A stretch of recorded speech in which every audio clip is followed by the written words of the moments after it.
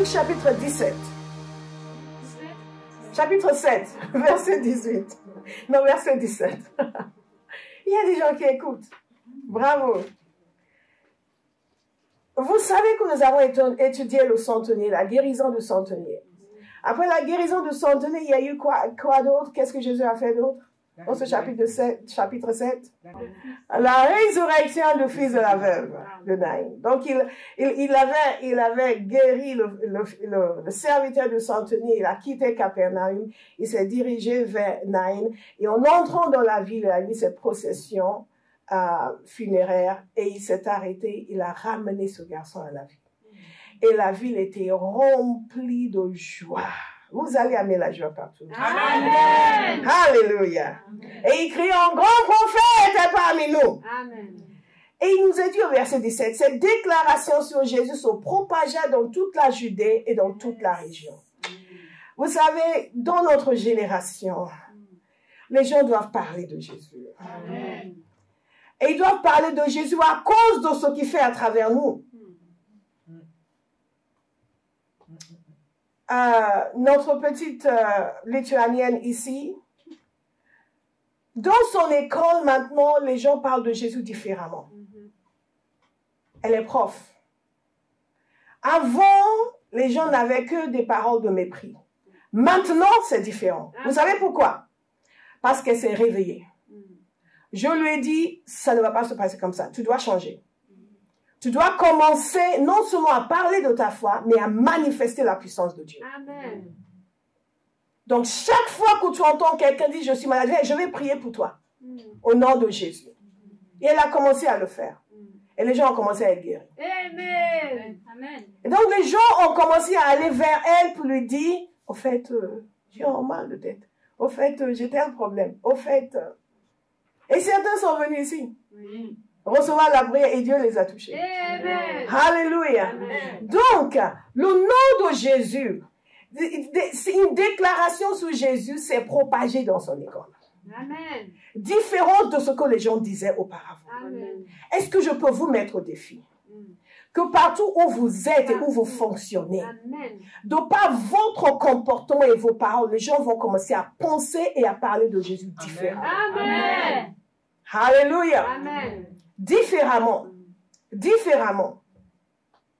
Cette semaine encore, elle m'a donné un témoignage, quelqu'un qui avait quoi? C'est des migraines? Oui. Et la personne lui a dit qu'elle avait des migraines. Elle a prié pour elle instantanément. Dites instantanément. Instantanément. Les migraines ont disparu. Oui. Elle fait, hein? Oui. Et ce qui est merveilleux, c'est quand les musulmans demandent la prière. Amen. Il a dit, ok, au nom de Jésus, c'est Jésus qui va te guérir. Amen. Alléluia. Jésus est merveilleux. Amen. Jésus est merveilleux. Amen. Dites, Jésus est merveilleux. Jésus est merveilleux. Et il guérit tout le monde. Amen.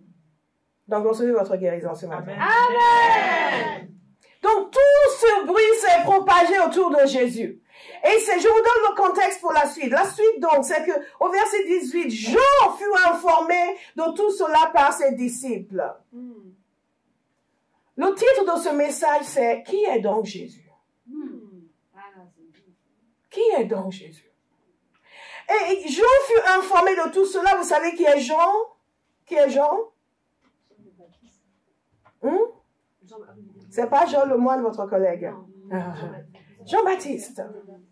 Pourquoi c'est important? Parce que c'est Jean-Baptiste qui avait annoncé à tout le monde que Jésus était l'agneau de Dieu, qui ôte les péchés du monde. C'est lui qui l'a annoncé, qui a fait connaître à sa génération. Et ses disciples, certains ont commencé à suivre Jésus. Pourquoi? Parce que Jean a dit, c'est lui, c'est lui, c'est lui, c'est lui, c'est lui.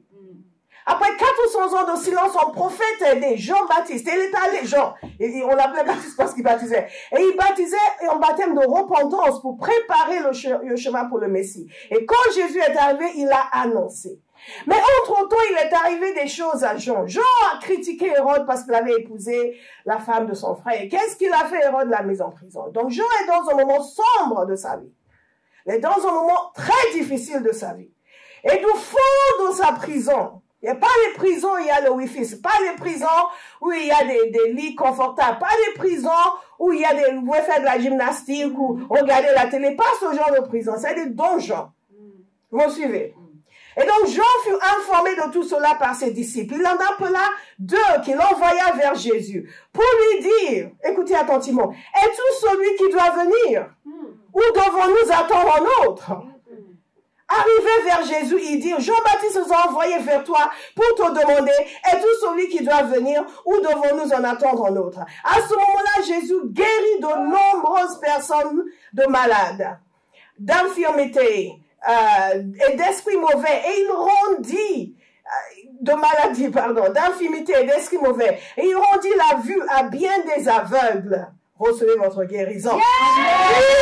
Puis il leur dit, allez rapporter à Jean ce que vous avez vu et entendu. Les aveugles voient, les boiteux marchent, les lépreux sont purifiés, les sourds entendent, les morts ressuscitent. La bonne nouvelle est annoncée aux pauvres. Amen. Heureux celui pour qui je ne représenterai pas un obstacle. Une autre traduction de ce passage, c'est « Heureux celui qui n'est pas offensé par moi ».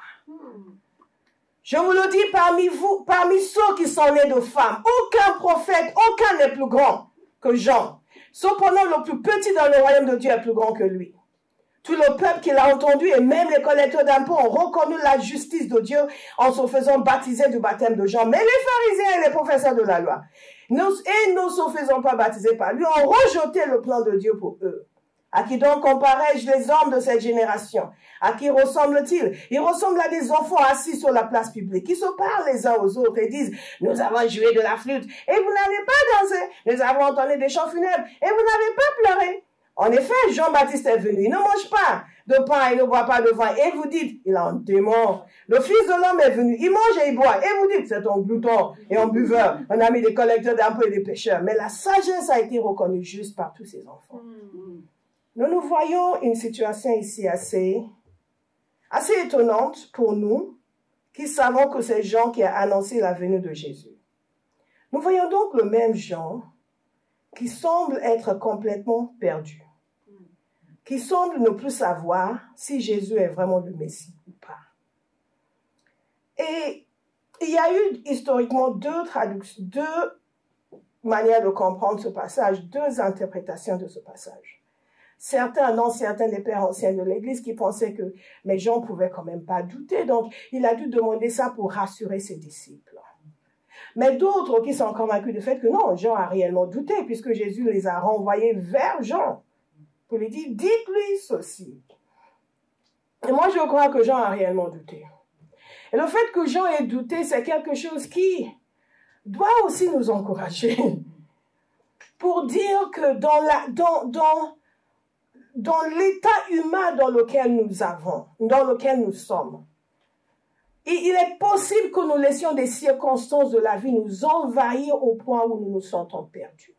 Et s'il y a quelqu'un ce matin qui est dans cet état, tellement envahi, qui se sent perdu, ou quelqu'un qui marchait avec le Seigneur avant, mais a laissé les circonstances de la vie le harceler, le prendre, et qu'il laissait un tâtonnement de revenir vers le Seigneur, soyez encouragés ce matin. Amen. Alléluia. Amen. Soyez encouragés ce matin. Parce que Dieu sait de quoi nous sommes faits. Il est préférable de ne pas du tout douter, de ne pas du tout s'éloigner, mais si ça vous est arrivé, remontez sur votre cheval. Amen. Reprenez votre vigueur. Amen.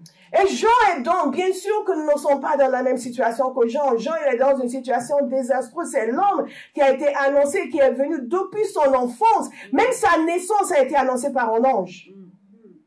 Vous vous rendez compte? Il est né dans des circonstances totalement miraculeuses. Il est né d'une femme qui ne pouvait plus avoir d'enfant, qui n'avait jamais eu d'enfant. Et à son âge avancé, un ange est venu dire au père qu'il allait avoir un enfant. Le père a trouvé ça tellement incroyable que l'ange a dû lui fermer la bouche. Parce qu'il se dit, si on le laisse parler, lui, il va passer tout son temps. C'est pas possible, c'est pas possible, c'est pas possible, c'est pas possible, c'est pas possible. Est-ce que vous me suivez? C'est que les circonstances étaient extrêmement inhabituelles et montraient que cet homme était prévu pour des choses extraordinaires. Et lui-même a compris, dès son jeune âge, il s'est retiré dans le désert, il était préparé par Dieu pour annoncer le Messie. Lui-même savait ce qu'il y avait sur sa vie. Et donc, quelque part, il ne devait pas s'attendre à finir au fond d'une prison. Une prison horrible et jeté là pour une chose banale. Il n'a même pas subi une persécution religieuse. Il a été mis en prison parce qu'il a dénoncé le fait que le roi a fait quelque chose de mauvais sur le plan marital. Le mec se dit, mais attends, j'ai annoncé la venue du Messie, je vais finir comme ça. Et donc Jean a envoyé ses disciples parce qu'il a entendu ces choses. Il avait peut-être des idées sur ce que Jésus devait faire, comment Jésus allait faire, comment il allait restaurer le royaume, restaurer le règne, etc. Il a entendu toutes ces choses merveilleuses. Il a dit, ok, bon, il faut qu'on vérifie. Et quelque part, rappelez-vous, dans Isaïe 61, une des choses dites concernant le Messie, c'est qu'il libérait les captifs. Et Jean était captif. Il était en prison et Jésus n'est pas venu le libérer. En fait, on n'a même pas l'impression que Jésus se soit occupé du tout du cas de Jean.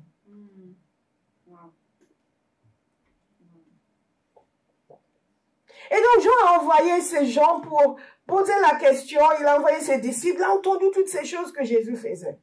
Et il devait osciller entre le désespoir et l'espoir, entre la tristesse et la joie pour dire, ok, est-ce que c'est bien ça?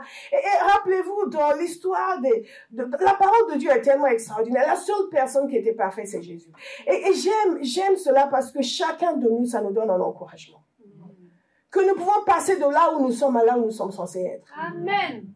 Parce que quand vous voyez des grands hommes comme Moïse a eu un moment de doute. Moïse a cru aussi à son appel, il s'est lancé, il a commencé, il voulait délivrer son peuple et après, paf, 40 ans dans le désert. Et après Dieu vient lui dire, tu vas aller en Égypte. Ah, moi non, moi je peux pas. Moi je ne peux pas. Pour tous ceux qui ont dit je ne peux pas dans l'histoire, vous êtes en bonne compagnie. Alléluia. Voilà l'histoire. Vous êtes en bonne compagnie. Rappelez-vous Élie. Le grand prophète Élie, après la déclaration tonitruante qu'il a faite concernant la pluie, il est revenu encore et la pluie est revenue à cause de lui. Et non seulement ça, c'est lui qui a fait cet acte extraordinaire de démonstration de la puissance de Dieu. Il a fait tomber le feu du ciel. Waouh! Et après, il a entendu la menace d'une femme. Et il a pris peur. Et là, il s'est lamenté. Je suis seul. Je suis seul. L'épuisement a gagné son âme. Faites attention à ce moment d'épuisement. Les gens prennent des décisions radicales dans les moments de faiblesse. Ce n'est pas bon. Et Élie, évidemment, Dieu l'a restauré. Rappelez-vous Jérémie. Jérémie qui avait un tel zèle pour le Seigneur. Jérémie est un de mes livres préférés dans la Bible. Avant, je ne voyais que Lamentation, mais quand j'ai étudié vraiment le livre de Jérémie, j'ai commencé à aimer le cœur de cet homme.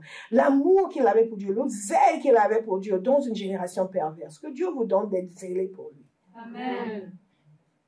Quelle que soit la température ambiante. Et mais Jérémie, à un moment donné, il a dit, ça suffit, je ne vais plus parler. Je ne veux plus parler, je ne veux plus parler, je ne veux plus parler de Dieu, je démissionne. Ça y est, je ne suis plus prophète, je ne suis plus prophète.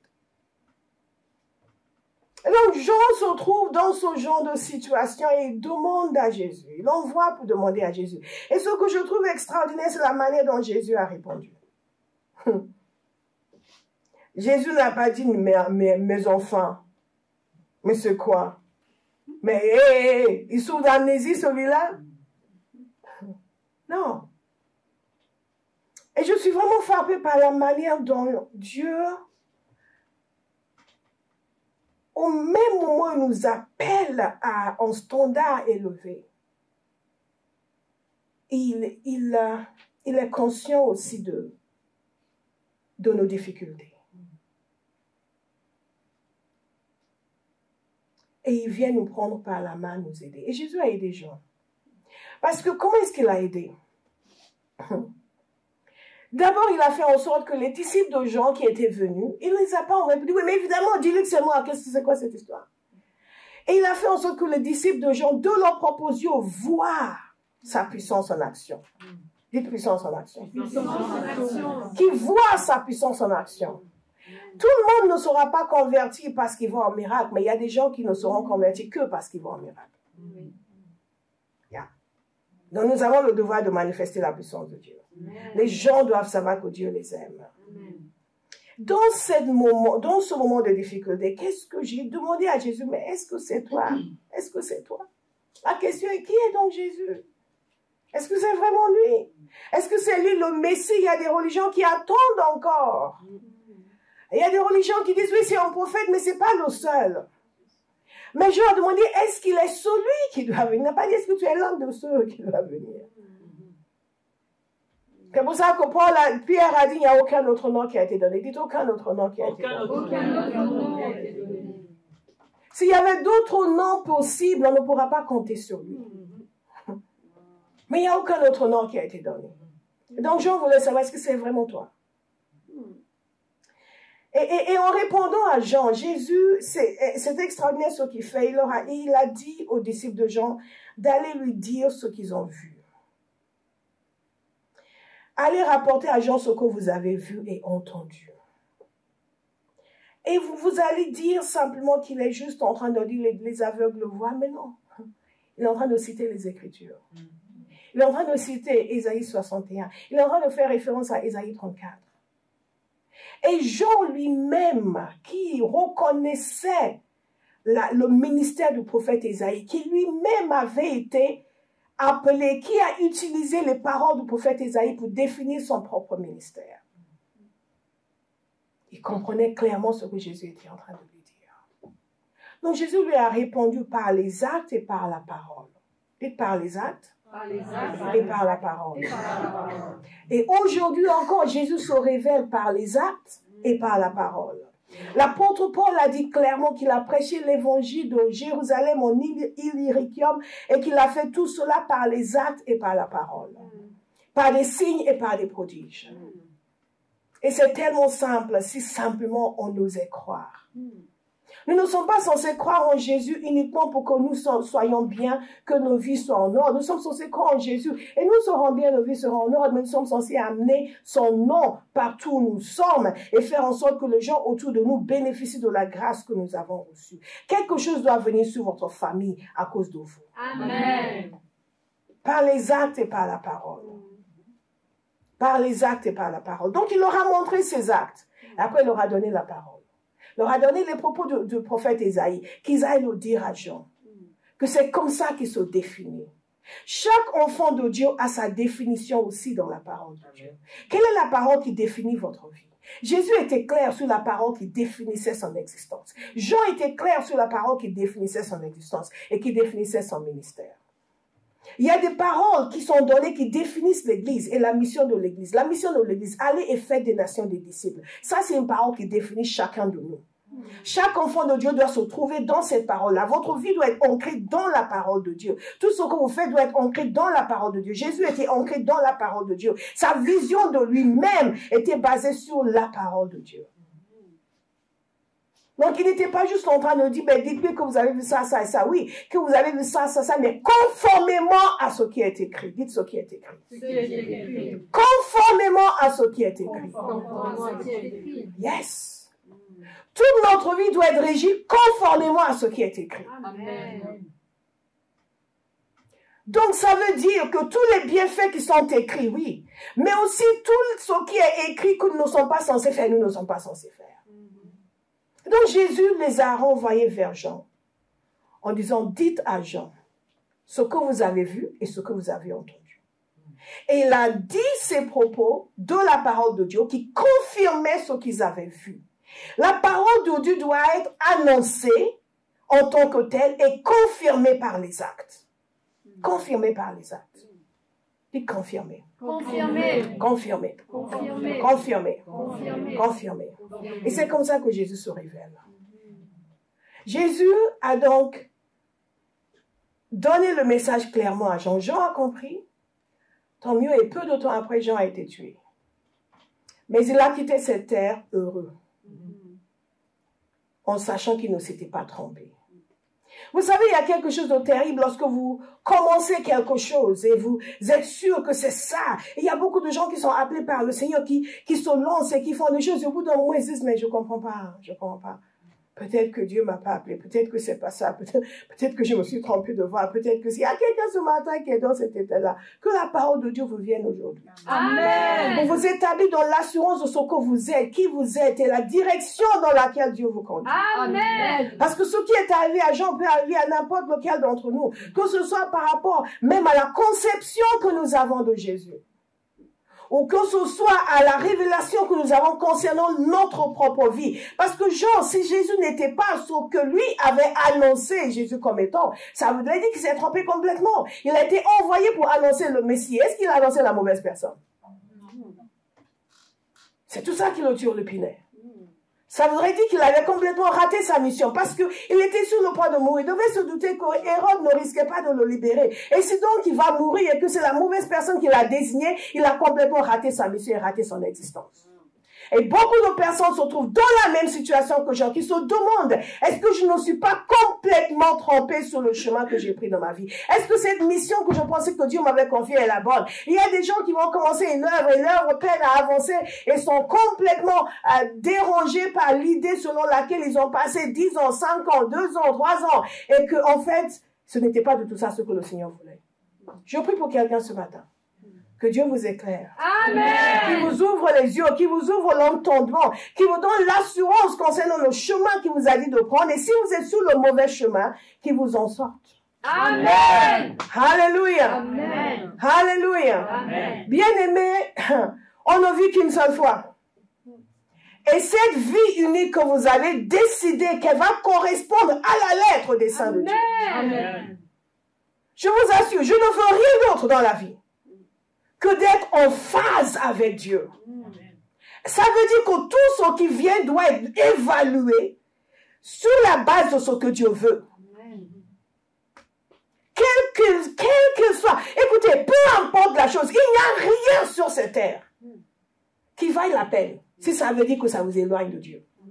Si ça veut dire que vous allez rater votre vie parce que vous faites le mauvais choix, le choix que Dieu ne veut pas pour vous. Il n'y a aucun plaisir terrestre qui peut prendre la place du plaisir de Dieu.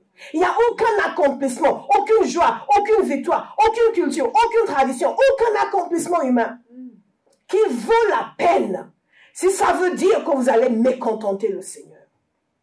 Écoutez, Dieu, c'est celui qui il est celui qui vous a fait, qui vous a déposé sur cette terre, qui a défini la raison pour laquelle vous êtes là. Il y a une parole concernant votre existence. Posez-vous la question, est-ce que votre vie correspond à la parole que Dieu a dite vous concernant? Ou est-ce que vous avez pris un chemin bis parce que sur ce chemin-là, je vais pouvoir obtenir ceci, obtenir cela?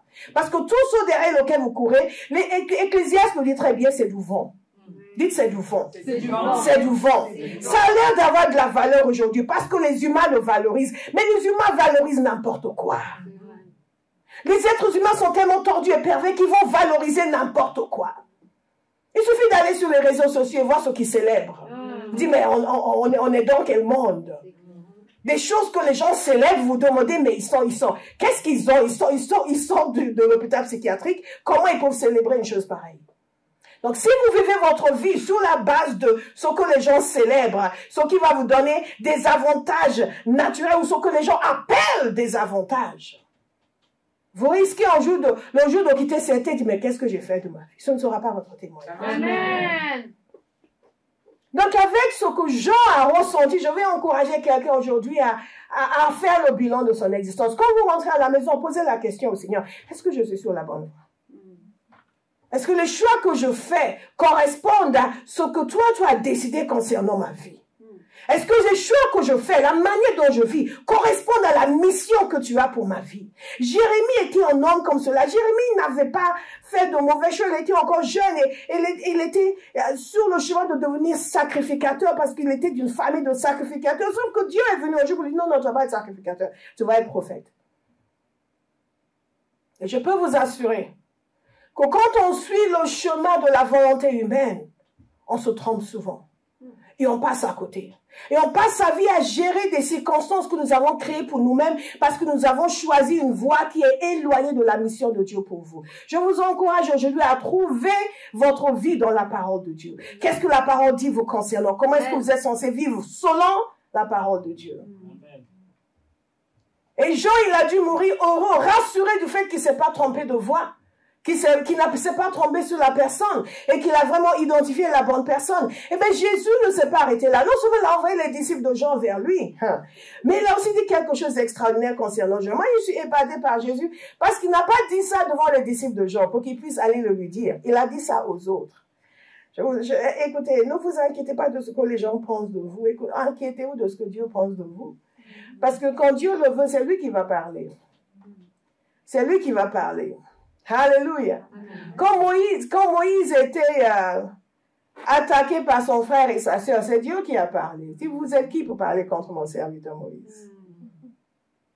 Les gens sont là, oui, il parle de moi, il parle de moi, mais pourquoi il me dit ça? Ah, laisse Dieu te défendre.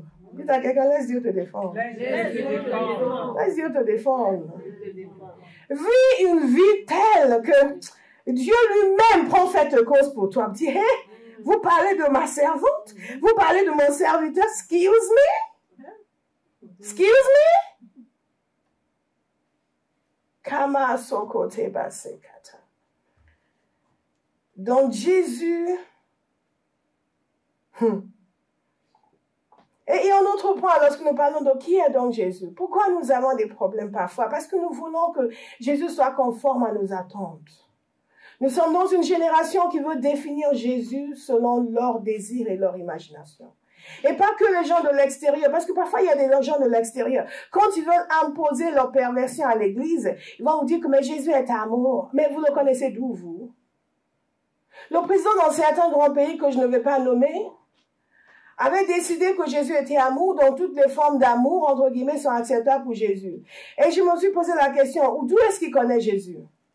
Il va informer l'église que Jésus est amour, donc l'église doit accepter ses choix à lui. Mais toi, tu es chrétien depuis quand? Quelle est la relation que tu as avec Jésus? Tu vas nous dire, nous, comment est Jésus? Et beaucoup de chrétiens se laissent faire parce que les gens du monde vous attaquent. Oui, mais comment tu fais ça? Mais Jésus est amour, hein? Donc tu n'as pas le droit de me répondre pour ma bêtise. Ah non, non, non. Jésus est amour, mais Dieu aussi est ton juge. Vous me suivez? C'est quand vous ne connaissez pas assez bien Jésus que les gens du monde peuvent vous intimider. Vous dites, oui, mais tu n'es pas chrétien, toi. Pourquoi tu m'as repris pour ça? Je t'ai repris parce que Dieu n'aime pas la bêtise. Et si tu connaissais Dieu un peu plus, tu sauras que Dieu reprend ses enfants. Donc, je t'ai repris en son nom, puisque tu dis que je suis chrétienne. Effectivement, je suis motivée par le Saint-Esprit pour te reprendre pour cette bêtise. Beaucoup de chrétiens se laissent intimider par les gens du monde qui veulent nous imposer leurs bêtises. Parce qu'ils disent, mais vous êtes chrétien, vous ne devrez pas parler comme ça. Comment est-ce qu'on doit parler? Le langage du péché? Non. C'est justement parce qu'on est chrétien. Mais il y a aussi des gens dans l'église, des chrétiens qui veulent définir Jésus à notre sauce. Parce que nous ne voulons pas nous conformer à lui. Nous ne voulons pas changer nos vies. Nous ne voulons pas nous humilier devant lui. Nous ne voulons pas le servir. Donc nous voulons que lui nous serve. Que sa bonté serve notre bêtise. Non, dites non à quelqu'un à côté de vous. Non. Non. Jésus ne va pas te servir. C'est toi qui vas le servir. Jésus ne se mettra pas d'accord avec toi. C'est toi qui te mettras d'accord avec lui. Alléluia.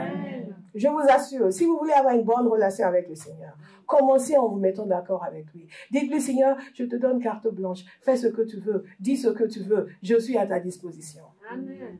Parce que Dieu est ton roi. Il est notre Père, mais il est aussi un roi. Il a l'habitude qu'on lui obéisse. Et il s'attend à ce qu'on lui obéisse. Et qu'on fasse ce qu'il veut. Et qu'on pense comme il veut. Et qu'on parle comme il veut. Mais souvent, nous, les chrétiens, nous voulons définir Jésus à notre image. À l'image de nos faiblesses. À l'image de notre rébellion. À l'image de notre refus. Oui, mais le Seigneur ne va quand même pas dire ça. Si, le Seigneur va le dire. Si vous le connaissez, lui, tu sauras qu'il va le dire. Mais le Seigneur ne reprend pas les... Oh, il reprend les gens sévèrement pour certaines choses, oui. Oui. Et quand vous marchez avec lui, vous l'apprenez, parce qu'il y a des moments où il va venir vous reprendre. Vous êtes là, wow. Thank you, Jesus. Whoops. Yes, Lord. Amen. Thank you, Jesus. Et mais après, vous prendre dans ses bras, avec amour, mais sérieusement et sévèrement. C'est important pour nous de découvrir qui il est. Ne pas essayer de le conformer à notre image. Beaucoup de personnes fonctionnent comme ça, même dans l'église. Oui, mais le Seigneur est bon, il ne va pas m'en vouloir parce que j'ai fait ça. Il ne va pas m'en vouloir. Non, il ne va pas t'en vouloir, mais il va te reprendre. Mais tu ne vas pas lui plaire. Tout n'est pas acceptable devant le Seigneur. Tout n'est pas acceptable. Il faut que ce soit clair pour nous. Et c'est pour cela que beaucoup de chrétiens ne sont pas proches du Seigneur. Dieu tend les bras vers nous, mais nous sommes là, nous préférons aller là et là. Jésus, je t'aime. Hein? Je t'aime. Hein? Je suis en train de te désobéir par là, mais je t'aime. Hein? T'inquiète, je t'aime. Quand j'aurai le temps, je viendrai. Nothing doing. Ça ne marche pas avec le Seigneur. C'est important pour nous de ne pas façonner Jésus à notre image. Beaucoup de personnes sont déçues dans leur marche avec le Seigneur. Pourquoi? Parce qu'ils ont défini Jésus. Et leur expérience ne correspond pas à la définition qu'ils ont faite de Jésus. Ils n'ont pas cherché à le connaître tel qu'il est, à se soumettre à lui. Ils ont cherché à créer une image de lui qui leur correspond. Et donc, leur expérience ne correspond pas, leur expérience est totalement différente. Ils sont déçus. Moi, je ne comprends pas parce que le Seigneur... Et vous les écoutez, ils disent, waouh! C'est quel Seigneur, en fait? Quel Seigneur? Jésus, fils de Dieu, tu attends ça de lui? Ain't gonna happen, comme on dit en bon français. Ain't gonna happen.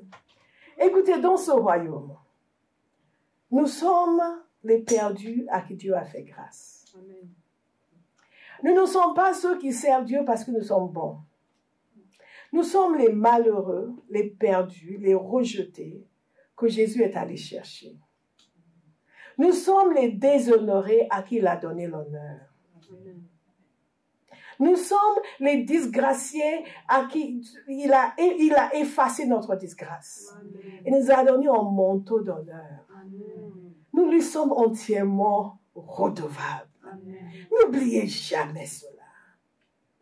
Totalement redevable à Dieu pour tout, absolument tout. Donc, nous ne créons pas une image de Jésus, nous découvrons qui il est. Et quel que soit ce qui se passe dans nos vies, nous sommes là, que Jésus soit loué, que Jésus soit sanctifié, que l'Éternel soit exalté. Alléluia. Elle nous a donné le témoignage de son travail, même si elle n'avait pas eu son travail, que l'Éternel soit exalté, que Jésus soit loué. Il n'est jamais fautif. Alléluia. Jamais, dites jamais. Jamais. Jamais. Jamais. Jamais. Jamais. Jamais. C'est pour ça que Habakkuk a dit, même s'il me tuait, je le louerais. Et dit, Habakkuk a dit, même s'il n'y a pas de fruits dans les vignes. Et il a fait toutes ces descriptions de tout ce qui pourrait mal se passer. Il a dit, je le louerai. Dit, je le louerai. Ça, c'est quelqu'un qui a compris la souveraineté de Dieu. La souveraineté, la transcendance de Dieu. Que à côté de lui, je ne suis rien. Et le seul fait même d'être accepté par lui, quel honneur. Quel honneur qui me permet de porter son nom. Je ne vais pas quelque part, je suis des chrétiens qui disent, non, non, c'est pas vrai. Je ne connais pas celui-là. Il accepte que je porte son nom. J'appartiens à Jésus et il ne dément pas. Wow. Dites wow. Wow. Wow. Amazing. Amazing. Donc Dieu ne doit pas, nous ne pensons pas que Jésus va être conforme à nos attentes. Qu'il va être conforme, qu'il va se mettre d'accord avec nos préférences.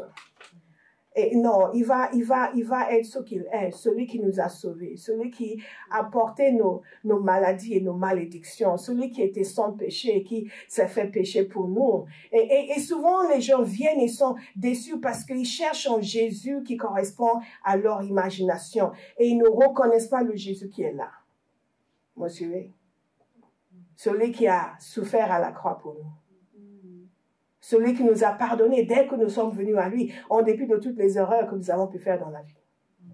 Celui qui a effacé nos transgressions.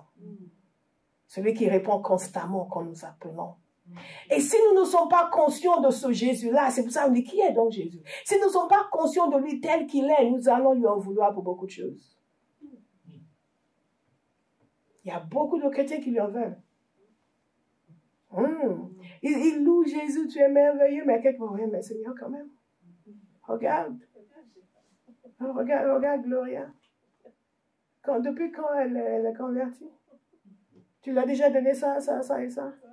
Moi, je chante Alléluia depuis 15 ans. Est-ce qu'on voit même l'Alléluia de ma vie?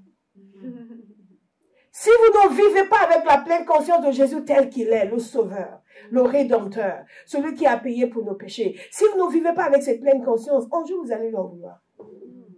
Ou vous allez lui affecter des idées, des opinions qui ne sont pas les siennes. Qu'est-ce que Jésus a dit de Jean-Baptiste? C'est ça qui est extraordinaire. Jean-Baptiste, ses disciples sont partis et Jésus a commencé à parler de lui. Je dis souvent qu'une des choses auxquelles les chrétiens ne pensent pas, c'est qu'est-ce que Dieu pense de moi en fait? Qu'est-ce qu'il pense de moi? Quand Dieu a défendu Moïse, j'ai vu ce que Dieu pensait de Moïse. Quand il a parlé aux frères et à la sœur de Moïse, vous dites quoi? Vous vous levez comme Moïse? Vous savez qui il est Moïse? Je dis waouh! C'est bien que Dieu parle de vous. Tout le monde veut parler en mal de vous. Si Dieu parle en bien de vous, c'est bon. Est-ce que vous savez ce que Dieu pense de vous? Est-ce que vous avez déjà entendu le Seigneur parler de vous? Pas uniquement de vous par rapport à ce que vous êtes en Christ, ce qui est une réalité, mais de votre manière de faire, votre comportement, vos attitudes.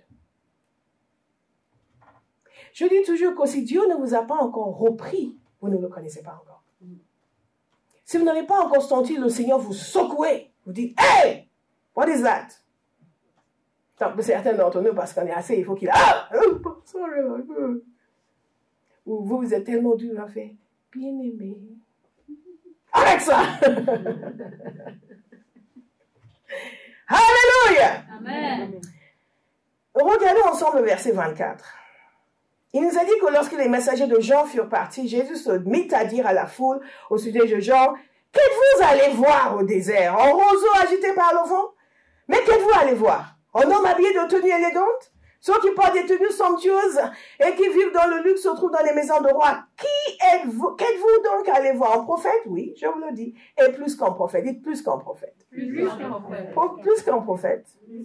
Plus qu'un prophète. Que Dieu puisse dire concernant Béa, et c'est là. Un adorateur est plus qu'un adorateur. Amen. Alléluia. Amen. Plus qu'un adorateur. Amen. Oh, il y a une intercesseuse. Oh, plus qu'une intercesseuse. Alléluia. Plus qu'une intercesseuse. C'est ceux-là qui se tiennent jour et nuit dans ma présence. C'est ceux-là qui ne laissent passer aucun problème sans intercéder. C'est ceux-là qui ne peuvent pas voir quelqu'un dans la détresse sans crier pour les aider. C'est ceux-là qui ne peuvent pas voir quelqu'un malade sans chercher à faire quelque chose. Celui-là, c'est un bâtisseur dans l'église, plus qu'un bâtisseur. C'est ceux-là qui portent à cœur les besoins de ma maison. Alléluia. Plus que. Dieu regarde et il commente. Il dit, Jean est plus qu'un prophète. Plus qu'un prophète. Et figurez-vous, Jean vient de venir demander quelque chose qui aurait pu amener quelqu'un à se fâcher. Et Jésus, non. Cet homme, c'est quelqu'un d'extraordinaire. Que Dieu puisse parler comme ça de vous. Amen. Vous vous rendez compte? Jésus est le créateur. La parole de Dieu nous dit que tout ce qui a été créé par lui. Rien de ce qui a été créé n'a été créé sans lui. Donc l'homme est sa créature. Mais il peut encore s'émerveiller d'un être humain. Est-ce que Dieu n'est pas merveilleux? Amen. Il dit de Jean plus qu'un prophète. Est-ce qu'il ne connaît pas les faiblesses de Jean? Si. Est-ce que Jean est parfait? Non, Jésus seul, dans la Bible, regardez dans la Bible dit tout ce qui ne va pas et tout ce qui va. La seule personne qui est parfaite dans la Bible, c'est Jésus. Donc, n'attendez pas la perfection. Simplement cherchez à marcher avec le Seigneur. Parce qu'un juif va dire, vous considérez plus qu'un intercesseur. Amen. Plus qu'un prophète. Amen. Oh, ça, c'est les gens qui aiment ma maison. Amen. Oh, ça, c'est les gens qui aiment ma présence. Amen. Alléluia. Et il est serviteur plus qu'un serviteur. Amen. Je ne sais pas si vous ne voyez pas ces choses dans la parole, mais ça m'excite de voir quand Dieu parle de quelqu'un, qu'est-ce qu'il dit. Donc je dis, Seigneur, qu'est-ce que tu dis sur moi? Toi? Yes, Lord. Let's talk. Ça cabosse. Ensuite, il dit, je vous le dis, est plus qu'un prophète. C'est celui à propos duquel il est écrit, voici, j'envoie mon messager devant toi pour te préparer le chemin. Donc, Jésus dit concernant Jean, Jean, ce n'est pas n'importe qui. Il y a une parole le concernant. Non seulement c'est un prophète, mais il est plus qu'un prophète. Il est le messager qui annonce la venue du Messie. Et il cite le prophète Ésaïe dans le passage concernant Jean. Amazing. Donc, quand Dieu vient vous donner une parole sur votre vie, et vous mettez ça, oui, je sais, Dieu, je sais, une fois, le ciel m'avait dit que j'avais un appel sur ma vie. Oui, c'est vrai, hein? Vous n'êtes pas sérieux. Quand on dit, ah, lui, c'est un fainéant, il dit, ah, lui, plus qu'un fainéant. Ce ne sera pas votre témoignage. Amen. Alléluia. Amen. Cherchons à lui être agréable. Cherchons à lui être agréable. Et Jean a donc vécu une vie qui correspondait à la prophétie qui a été donnée le concernant. Et Jésus l'a reconnu. Jésus l'a reconnu. Il a annoncé la venue du Messie. Regardez. Je vous le dis parmi ceux qui sont nés de femmes, et nous allons nous arrêter là. Aucun prophète n'est plus grand que Jean-Baptiste. Aucun. En fait, le mot prophète est ajouté, mais en réalité, ce qui est dit, c'est aucun n'est plus grand que Jean-Baptiste. Aucun n'est plus grand que Jean-Baptiste. Et si aucun n'est plus grand que Jean-Baptiste, je pense que c'est parce que Jean-Baptiste avait ce rôle que personne d'autre n'avait avant lui, d'être celui qui non seulement annonçait le Messie, mais l'identifiait. Ésaïe avait annoncé la venue du Messie, Michée avait annoncé, différents prophètes avaient annoncé. Mais Jean était celui qui identifiait le Messie devant le peuple. Ça, c'est quelque chose d'extraordinaire. Mais alors, ce qui est choquant, c'est ce qui suit. Ce qui est choquant, c'est que... Vous pouvez lire le passage qui suit. Ce qu'il a dit après Jean. Il a dit Jean était le plus grand. Et ensuite, qu'est-ce qu'il dit? Cependant, le plus petit dans le royaume de Dieu est plus grand que lui. Encore une fois. Cependant, le plus petit dans le royaume de Dieu est plus grand que lui. Je ne sais pas si vous savez de qui il parle. De moi. De moi. De nous. Il parle de moi. Il parle de moi. Et quand vous regardez ce passage, vous dites, mais attendez, comment ça? Comment ça? Le plus petit dans le royaume de Dieu est plus grand que Jean. Qu'est-ce que ça veut dire? Parce que certains d'entre nous, lorsque nous allons nous tenir devant le Seigneur, c'est sûr que Jean-Baptiste, il a une liste d'accomplissements plus grand que nous. N'est-ce pas? Vous ne voulez pas admettre la vérité? Donc, qu'est-ce que Jésus veut dire? Ça nous ramène encore à la question que nous posons, qui est donc Jésus? Parce que ce qui fait la différence entre Jean et sa dispensation, et cette dispensation du royaume de Dieu, c'est Jésus. C'est le sacrifice de Jésus qui a inauguré le royaume de Dieu. Jésus est venu annoncer le royaume. Jean a déclaré que le royaume de Dieu était proche. Et pas avec le sacrifice de Jésus, il y a une inauguration du royaume de Dieu. Nous sommes entrés dans le royaume de Dieu. Donc la parole nous dit que celui qui est plus petit est plus grand que Jean. Jean dans l'ancienne dispensation. Maintenant dans le royaume de Dieu. Qu'est-ce qui fait la différence? C'est que nous sommes devenus des hommes meilleurs? Non. C'est que Jésus nous a sauvés. C'est que nous sommes passés par la nouvelle naissance. C'est que l'Esprit de Dieu est venu habiter en nous. Dans l'Ancien Testament, dans l'ancienne dispensation, il n'y avait pas, le Saint-Esprit ne venait pas demeurer dans les gens. Il venait sur des individus particuliers, mais tout le monde n'avait pas cet accès que nous avons au Saint-Esprit. Tout le monde n'avait pas cette direction que nous avons par le Saint-Esprit. Tout le monde n'avait pas cette possibilité d'avoir une relation si étroite avec Dieu. Donc, ce dont il parle ici, c'est la dispensation dans laquelle nous vivons. C'est les possibilités qui nous sont offertes dans le royaume. Le positionnement dans lequel nous nous trouvons maintenant dans le royaume grâce à Jésus. C'est la raison pour laquelle, qui est Jésus-Christ est la question fondamentale de l'existence humaine. Il a complètement changé la donne. L'être humain n'est plus le même. Amen.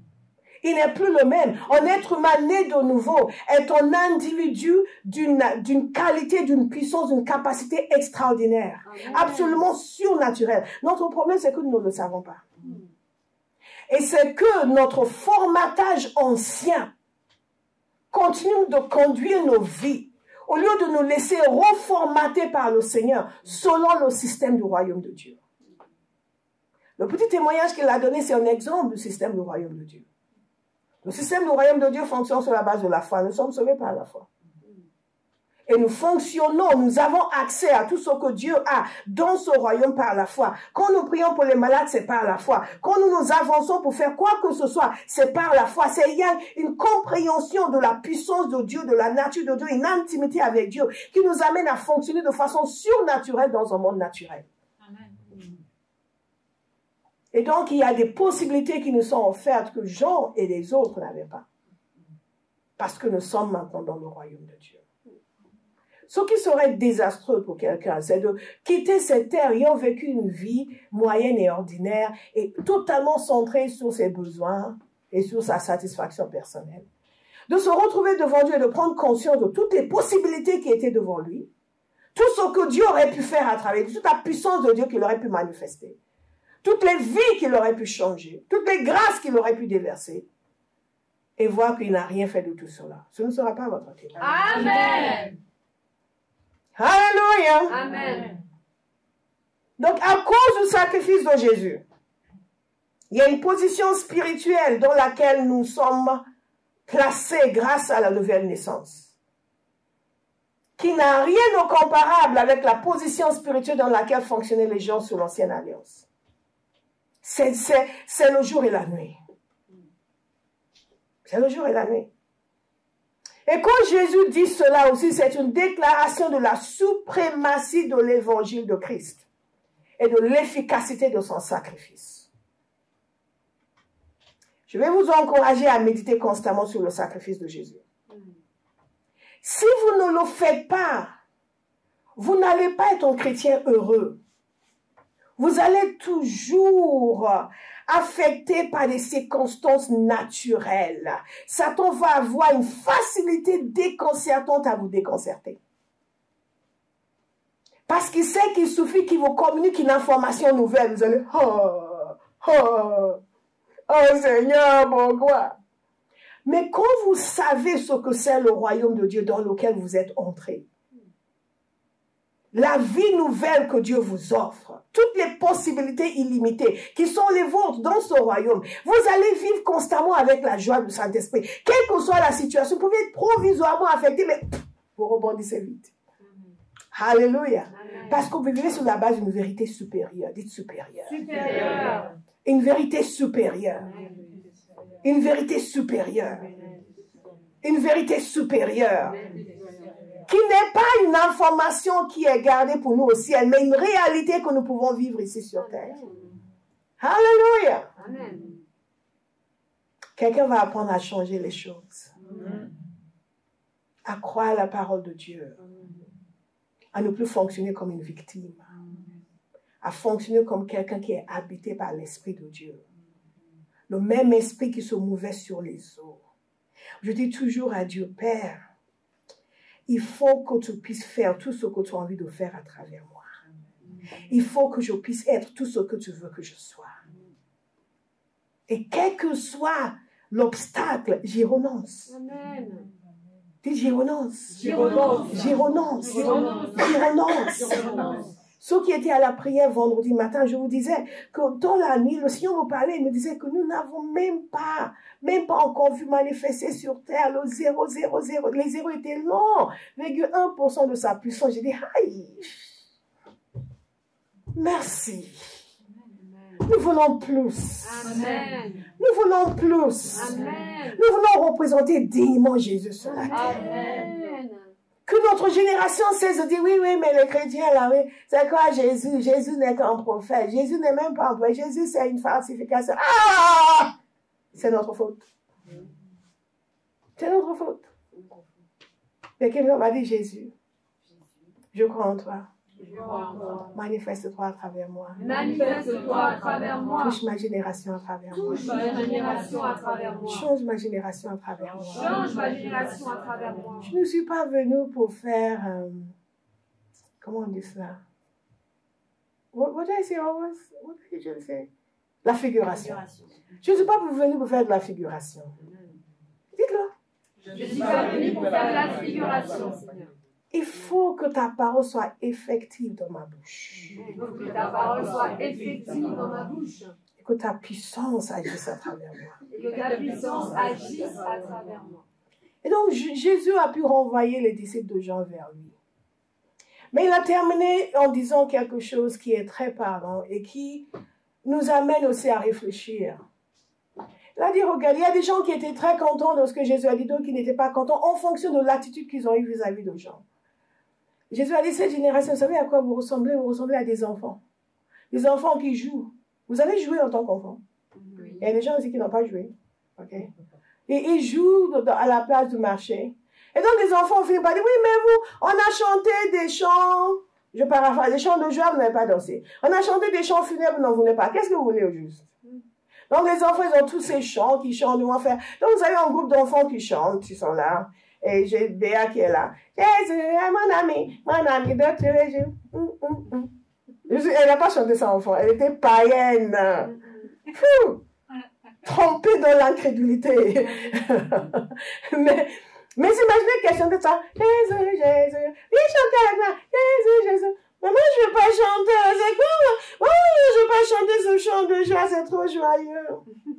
Après, elle dit, oh, la vie est si triste. La vie est si triste. Viens chanter avec moi. Mais je ne veux pas chanter, c'est trop triste. C'est ce que Jésus est en train de dire. Cette génération, on ne peut pas vous plaire. Vous êtes inconstant, vous n'êtes pas sérieux. Jean est venu, il ne buvait pas, il ne mangeait pas. Il dit, oula, lui là, il ne boit pas, il mange même un lendemain. Et Jésus a dit, il buvait, il mangeait, ouais, mais celui-là, c'est un glouton, lui, il fait que boire et manger. Et est-ce que vous reconnaissez notre génération? Dès lors que vous reconnaissez votre génération, vous savez que nous n'avons pas essayé de plaire aux gens, mais à nous tenir sur la vérité. C'est sur cela que Jésus termine. Il a dit que la sagesse est manifestée par ses enfants. En d'autres termes, on sait ce qui est vrai. On peut observer ce qui est réellement vrai par ce qui en découle. Ce que je vais vous dire par rapport à cela, c'est ceci. Vous vivez dans la vérité. Vous marchez dans la vérité. Vous dites la vérité. Le fruit de votre vie va montrer aux gens que ce que vous dites est vrai. Vous me suivez?